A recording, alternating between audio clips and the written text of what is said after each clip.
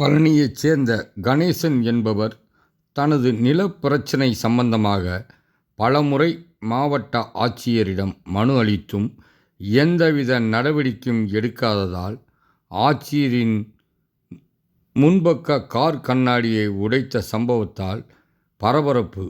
மருத்துவ பரிசோதனைக்கு அழைத்து வரப்பட்ட கணேசன் சிரித்த முகத்தோடு வருகை.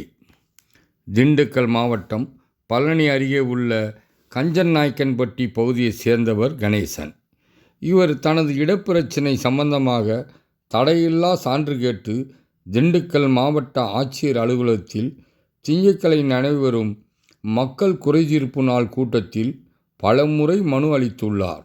இந்நிலையில் தனது பிரச்சினைக்கு அதிகாரிகள் உரிய நடவடிக்கை எடுக்காததால் விரக்தி அடைந்த கணேசன் இன்று மாலை மாவட்ட ஆட்சியர் அலுவலகத்திற்கு வந்துள்ளார்.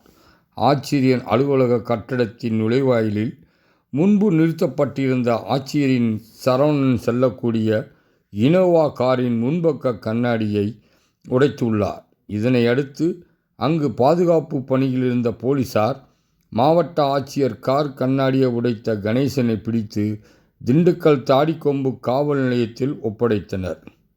மேலும் கண்ணாடி உடைக்கப்பட்ட கார் அரசு சுற்றுலா மாளிகையில் நிறுத்தப்பட்டதோடு ஆட்சியர் செல்வதற்கு மாற்று வாகனம் ஏற்பாடு செய்யப்பட்டது.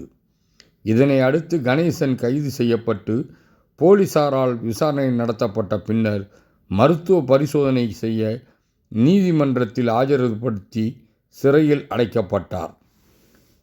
தனது பிரச்சினையை அதிகாரிகள் தீர்க்காத விரக்தியில் மாவட்ட ஆட்சியர் கார் கண்ணாடியை உடைத்த சம்பவம் திண்டுக்கல்லில் பெரும் பரபரப்பை ஏற்படுத்தியுள்ளது.